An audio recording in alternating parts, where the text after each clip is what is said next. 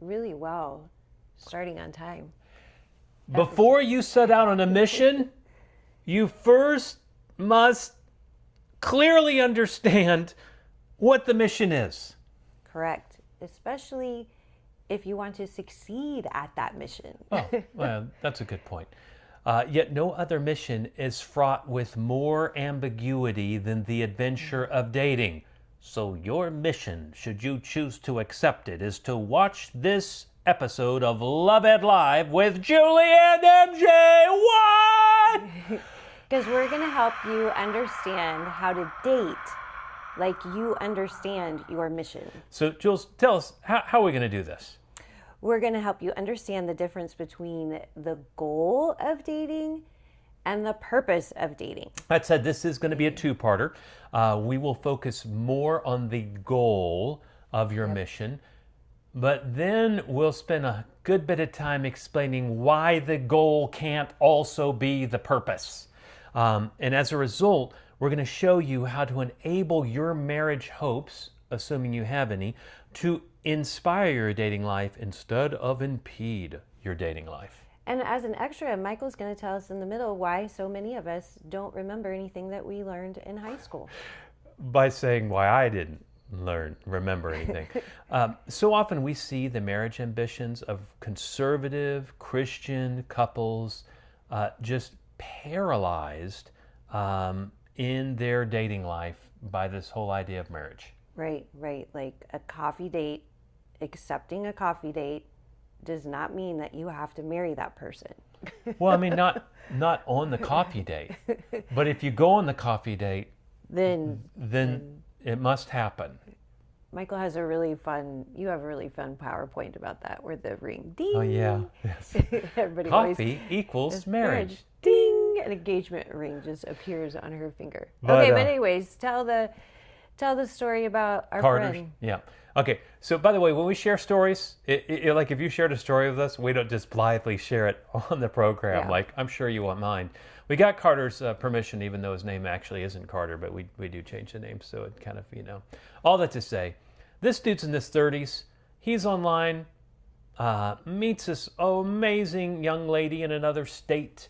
And I mean, they're talking theology and spirituality and walk with Jesus and all the other things outside, just how compatible another way. I mean, it looks good, but dude hasn't met her yet. So a good plan is to actually meet her. So yeah, he flies out to the state where she lives, and she she agrees he's going to meet with their pastor as part of this visit, which I thought sounds awesome. Until I heard what the pastor's visit was like, which basically pastor comes out and asks him, again, we're talking, 30-something, this is a grown man, he's godly man. Pastor's like, so, what are your intentions with this lady? Are you going to marry her? I mean, like, are we in a movie? Well, I just met her in person for the first time. So, yeah, my friend's goal was definitely marriage, but he wasn't really ready to sign anything at that point. But that's not a weird. It is a weird experience, but it's not unusual. In contrast, when you understand the difference between the goal and the purpose of your dating mission, you will actually be able to relax. That's so funny. You breathed out and I breathed in. It was like, oh, did you? I went, because I just finished speaking, so I had to breathe in. You're like, If that sounds like something that could help you date like you know what you're doing, then stay tuned as we continue our series. The 6 dating questions everyone should answer before they ever date. Last week we covered the why question of healthy dating. This week we're presenting the what of healthy dating. And again, we'll do that next week as well. So if you didn't see the first episode, make sure to go back and watch that one. I mean, not right now. To stay in order. Not this instant. And like and subscribe so that you can be notified and catch all 6 of these. Or there's going to be more than 6 already. If we divide them into, this one I was like, oh, this is too much for one episode. And if you know a friend Like, let's assume you had friends, I was ones gonna that say, you do care about, know a friend? that also would like marriage sometime in before they die. Hit them up right now, and to, like, I think there's a way you could like reach them really quickly. Like, we used to have to use the think? phone. Like write a note, put it in the mail, Yeah, no, I think you can. Come on, it rhymes with X and begins with T. dial. I On don't a tab- remember. Anyway, bring them in on it. And speaking of liking, this is a concept that you teach, that we teach now. But you, I mean, really, you came up with this, of course. And Let's just be sure that we know where these ideas come from. give credit where credit is due.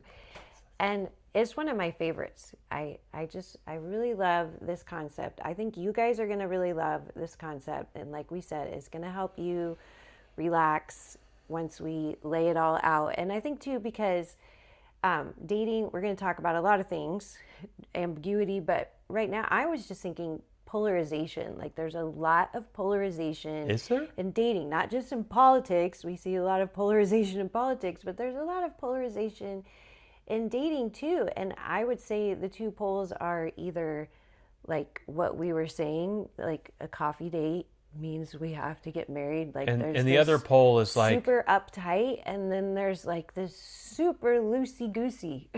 yeah. Yeah. Loose of like, we don't So let's know what talk we're doing. first about what makes the ambiguity of dating so complex.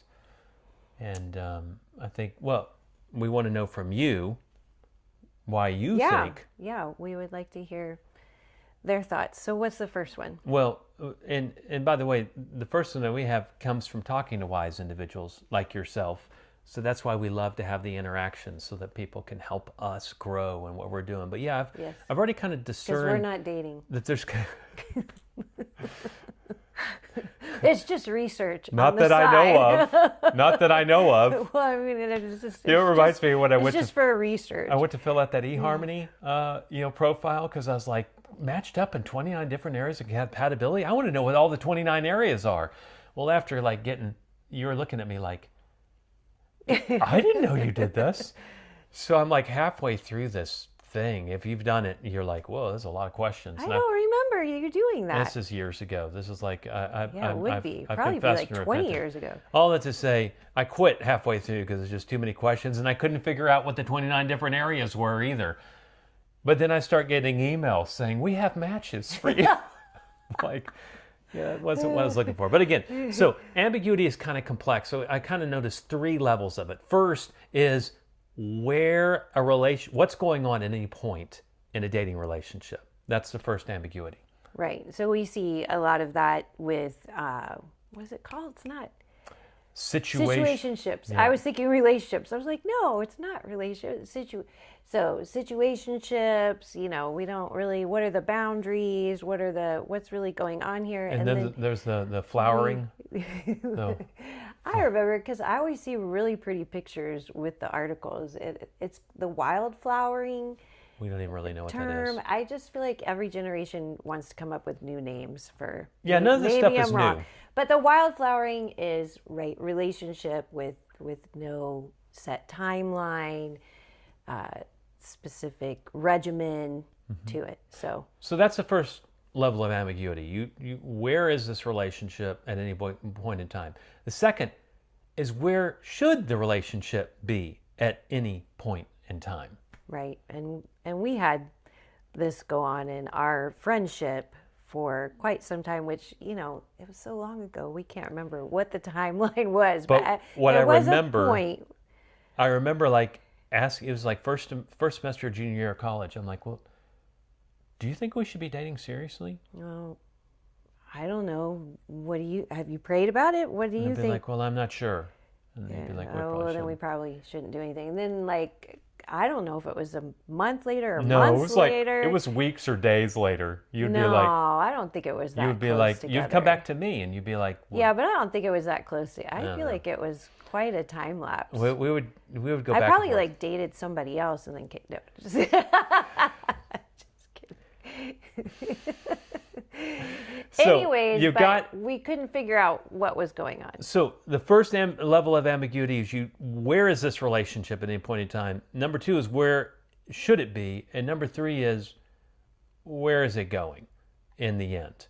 And I don't mean like the end, like the relationship's over, but like what's supposed to happen next?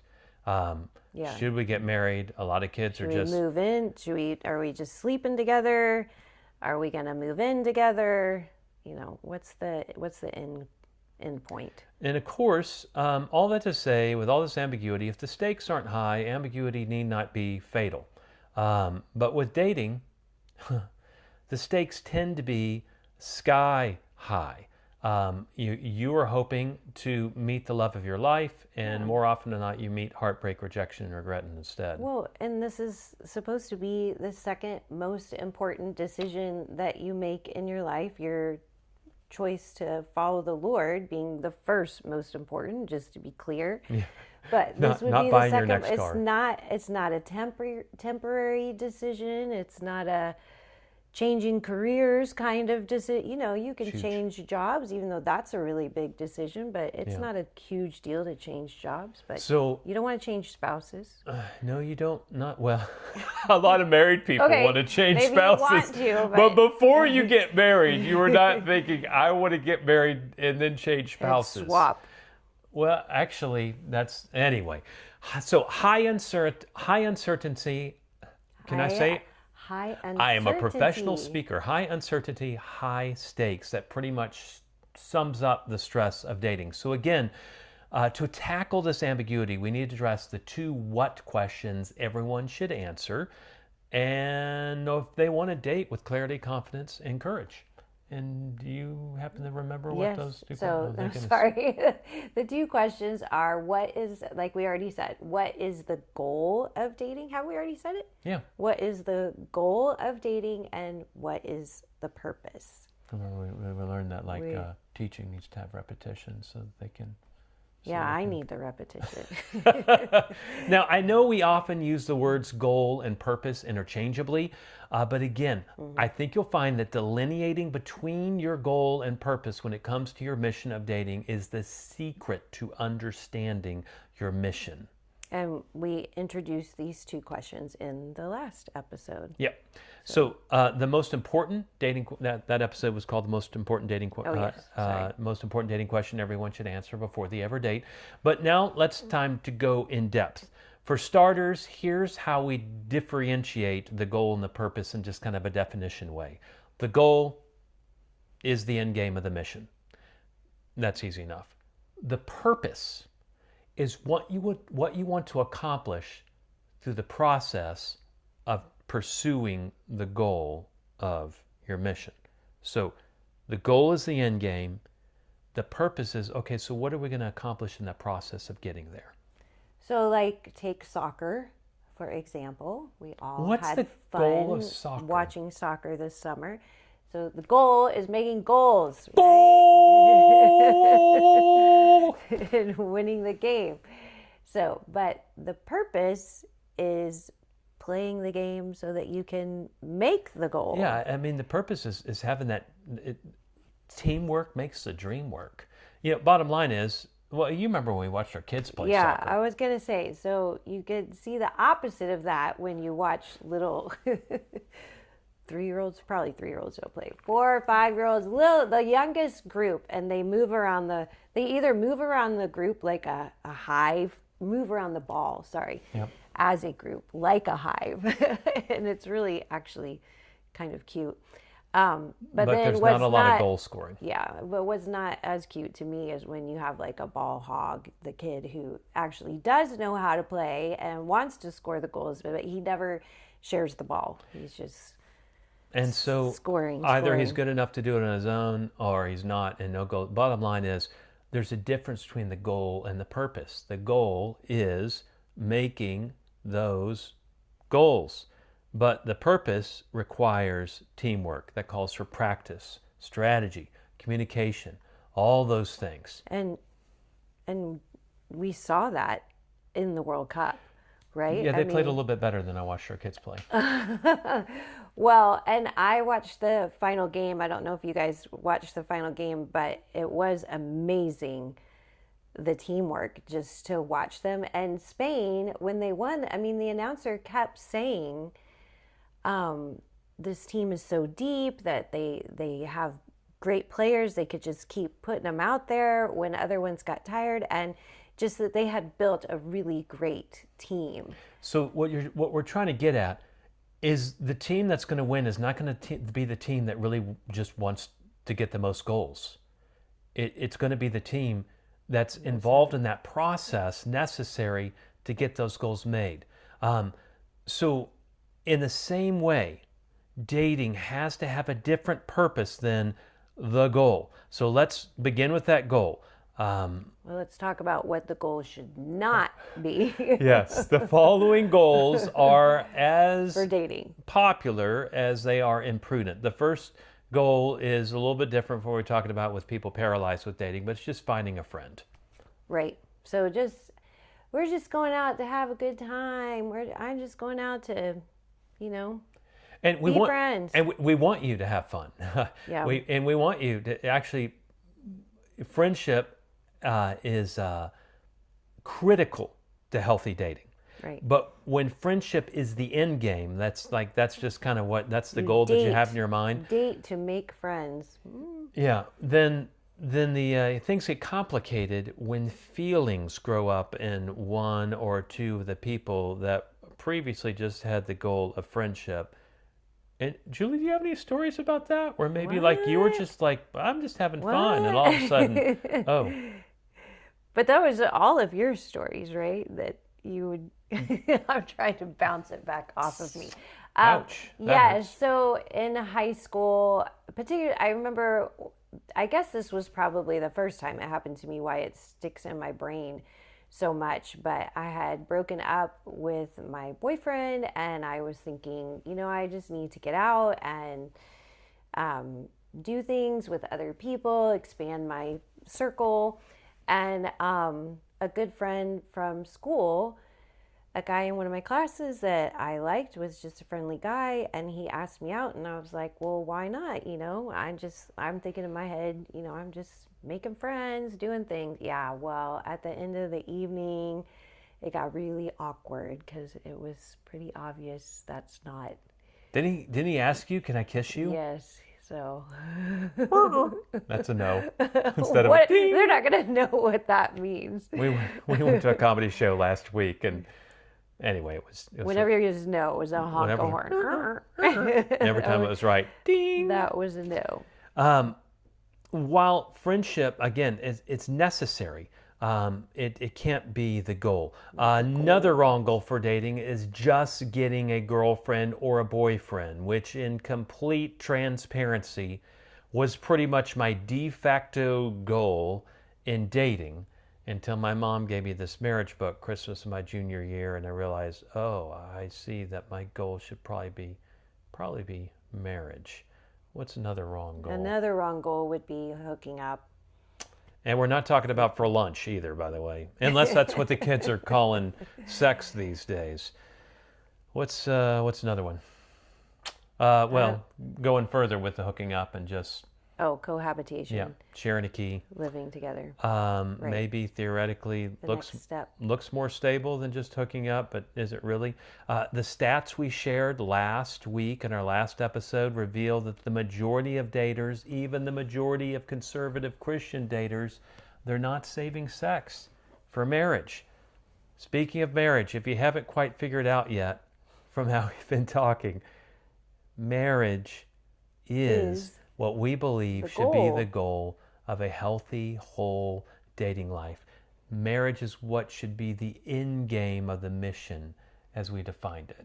Right, and we're really not going to spend time defending that in this episode because that's not the purpose of this video, but we do talk a lot about that in our other videos and blog posts. So please check out our website. Michael has, I don't know how many blog posts. Actually, you don't know this. This is new.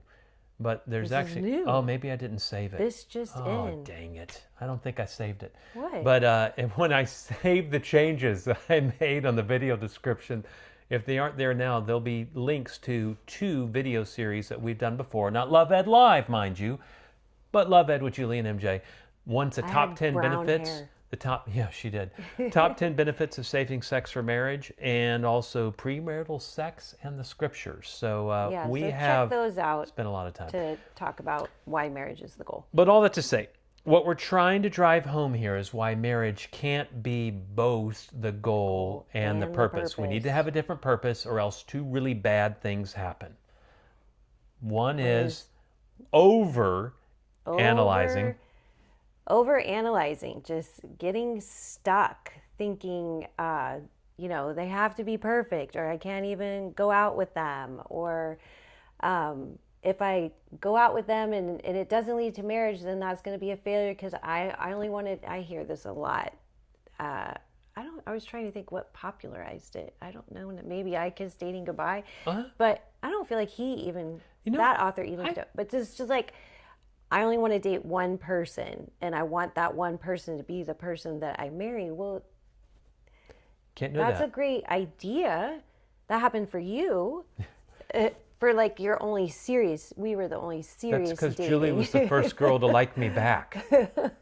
But if all the other girls, that's an exaggeration. But anyways, yeah. So or the being flip too side, uptight about it. Or the flip side, when both the goal and purpose are marriage, it can also encourage you to rush the process so you can get to the marriage date. Yeah. So then you have the risk of under analyzing and ignoring red flags and not taking the time to really get to know someone and see what they're like. And yeah. So, or I guess worst of all, we see people do both. Do both. Where someone's 30-something, 40-something, and they have waited and waited and waited and waited and waited for the perfect person. And then they're like, I'm tired of waiting, but I think this person shows interest in me, and so I'm going to date him. The end. Or like, I am dating him, so I have to make it work. I have to make it. And once again, understandable why people want that, but that's not always God's plan for everyone. Really interesting. A general principle of any mission is being obsessed with the goal, not motivated by the goal, but obsessed with the goal will really handicap just about any mission. You have to understand what you want to accomplish through the process of pursuing your goal. Right. So say that again. You want to understand what you're trying to accomplish through the process of pursuing your goal. Okay. So this is where I wanted to share something I think I didn't talk about, right?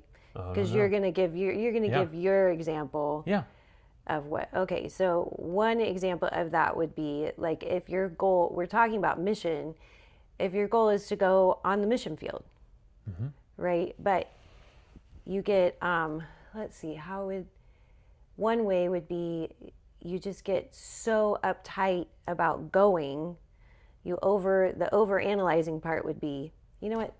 Never mind. That's not how I want to do that. You want to go to the mission field. And so sometimes you can get so excited about that you just want to jump right to it and go. Let's go there. Whereas these people are dying without Jesus. Let's go. Yeah. But it is very valid that there's going to be a process to that. Yeah. You're probably going to need to do training. You're going to have to raise do funds. Fundraising, which is not always the fun, even though fun is in fundraising. We know a lot about that. Yeah. But there's going to be, fundraising, studying, learning, and then, really listening to the Lord about where you're going to go. So a lot of times you just want, I don't know, am I doing that one? Yeah. And then I thought that had but the flip side can be like God has to align everything out. I'm not sure. Just I think kind of get stuck churning and God keeps in the giving decision. real clear messages. Yeah, you're supposed to be in the mission field, but you're like, but I haven't numbered all the dollars necessary for the next 10 years. And so there's something in the middle there. Yeah. So Another see illustration I like to use that helps show how obsessing over the goal can suck the joy out of the mission. And I think you're going to identify that it doesn't have to do with dating Or the mission field. But if you're in school right now, or you've ever been in school, I think you'll relate to this. For starters, I basically endured my high school experience, partially because of my preoccupation with the goal. I just wanted to graduate. I just wanted to get the funny hat and the piece of paper and walk across the stage. He didn't want the hat. He hated the hat. Of course, my goal should have been getting an education, but whatever. But when I was in class on the way to the goal, the purpose of biology is not graduation, and the purpose of geometry is also not graduation, and the purpose of health class, not graduation. No, the purpose of biology is to learn something about biology, and the purpose of geometry is actually to learn something about geometry. And the purpose of health class was apparently to try to encourage me to not eat as many Twinkies as I did, and actually exercise, which I would not do. But I attended and somehow managed to pass those classes without ever submitting to the purpose of a large proportion of the classes I had to take. And as a result, I made my high school experience far more difficult than it needed to be and far less enjoyable. And in the end, I didn't learn very much for those classes because we generally only learn what we want to learn. But when I went to college, it was a totally different story. I was still totally motivated by my goal. My parents said, we'll pay for all your college for 4 years. And so I graduated in 4 years, and I did it. But I actually wanted to go to a lot of the classes I was in. So I submitted to the purpose of each of those classes, learning whatever it was. And more than that, I made a lot of great friends along the way. So in that whole process of reaching the goal of graduation, I was growing emotionally, relationally, spiritually, along with intellectually. And then when I walked across the stage and got that funny hat and that pricey piece of paper, that diploma meant so much. That diploma was on my wall. High school diploma, not on the wall. But what can you relate to? Which were you? Yeah, I would just say, well, before I relate to that, can I just, you talking about health class, tell them about you running the presidential, they used to have a presidential fitness award. Was it a presidential fitness award? Well, and they had a whole plan that like everybody in your school should be able to do this. And one of them was the 10-minute mile. 10-minute mile. 10-minute mile. Could you do the 10-minute mile, Michael? No. And I'm only saying that not to just embarrass him, but because I have something good to say. Michael, can you do a 10-minute mile today? I could do a 9-minute mile today. and you can see right there. What was I handicapped when I was in high school, and then I got magically healed? No. I was in the same body, only much more youthful, and yet psychologically, I don't want to do it. I don't want to submit to this purpose. I'm just here for the goal. I'm just here for the goal. Yeah. So I actually was bringing that up because it could be a compliment. Okay, so I was going to say that yes, I think this is very common. I think a lot of people especially can identify with the school analogy because we just tend to do that. We want to skip ahead. We want to get to the end. Why do we have to go through the journey? And it actually, I had the same experience. Actually, you remember more about high school than I did. Sometimes he's like, oh, well, don't you remember in English class they said that an adverb is... I liked English. No, I don't remember anything. But I was just going to say that for me, homeschooling, I learned a lot in homeschooling because I did have a different perspective. You know, we wanted our kids to become lifelong learners. And I was excited about the opportunity to do education different instead of having to fulfill all of those little check boxes that I didn't understand. So, so I feel like I got to re-educate myself, and hopefully our children, since we came at it from a different way, maybe they were even able to experience that purpose. Why do we bring all this education thing up? Because inadvertently, many young adults that I speak with, and it could be a high school student, it could be a single in their 20s or 30s, they inadvertently treat dating the way I treated my high school education. As I was obsessed with my goal of graduation and didn't care about the process, they are obsessed with the goal of marriage and also do not care about, well, dating's merely the required credit hours for them to be able to get to the goal of marriage. And so as apathetic pupils will cram for tests, and apparently today they don't even have to write their own papers, they can use AI. In the same way, I see people who are normally very wise, mature individuals cutting every corner necessary when it comes to dating and marriage so they can get to that marriage day.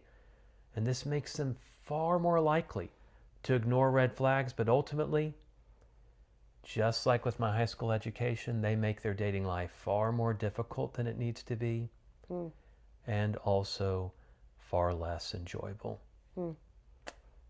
Yep. We understand the desire to have the first date lead the second, and the second to the third, and the third, right? We understand that. I wanted that to happen. Yep. It did finally happen with her. In all the other relationships, the first date might have led to the second, which might have led to the third, but it always ended in the DTR talk where they said, I think of you like my little step cousin. Okay. Hopefully they like their step cousin. And to be sure, the further you get in a dating relationship, the more clear the steps should be. So if you are prudent and the person you're dating is sincere, then there's little reason for engagement not to lead to marriage. But with the first date, marriage should not be on the line.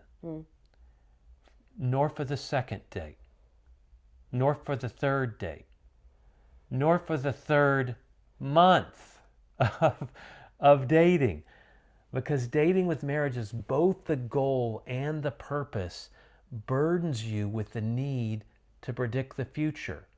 And I don't know, you may see comments sometime in my blog posts, because I always have to delete them, but they're like, hey, yeah, so-and-so could tell, these spam things. Oh, okay. No, actually, I don't. Jennifer can tell you who you're going to marry, and click this link. No. Yeah, okay. You can't do that.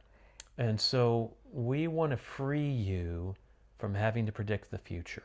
Right, because no one can do that, and we don't want this overwhelming goal of marriage like shutting you down, or like shutting you down on one end, or making you we shall be married in the morning, impulsive on the other hand. So what should be the purpose of the dating life? Well, we are going to talk about that next week with Date Like You Understand Your Mission Part 2. That is Italian for 2.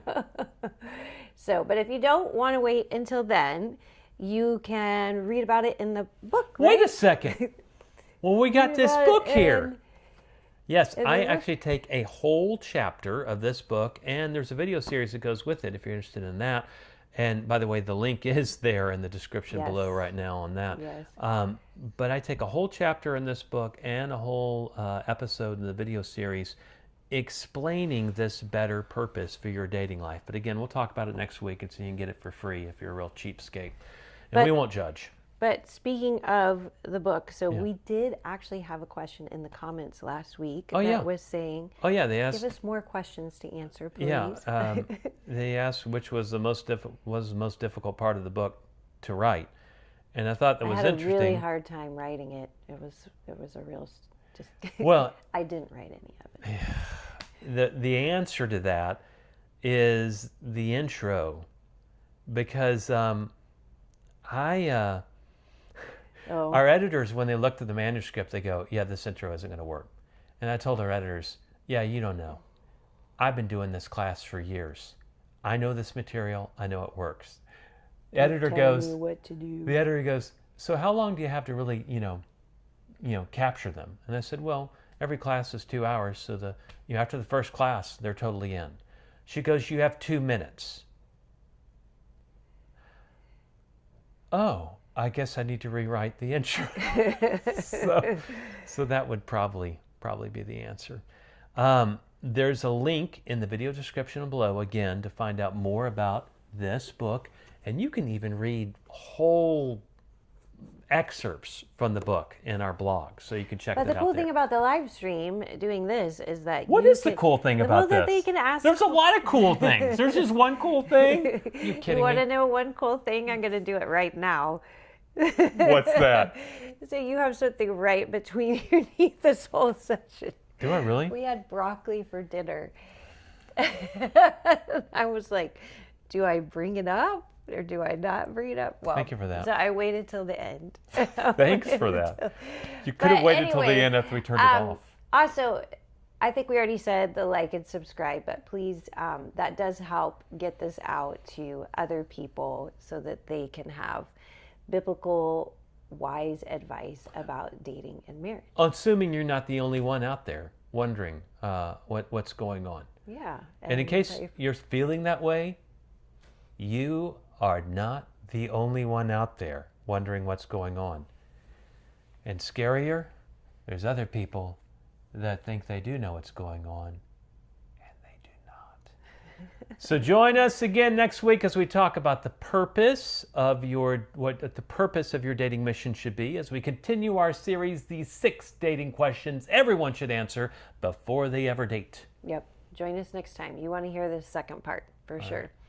Thank you. And Michael will brush his teeth. I actually did brush my teeth. That's the sad Oh, thing. Yeah, that's scary. So it was just like, it's just hanging on. It wanted to be famous. Can you turn the recording off now? Bye. I'm going to go brush my teeth. All right. I really did. I thought you would think it would be funny. I really did. It's right in the middle. Like now.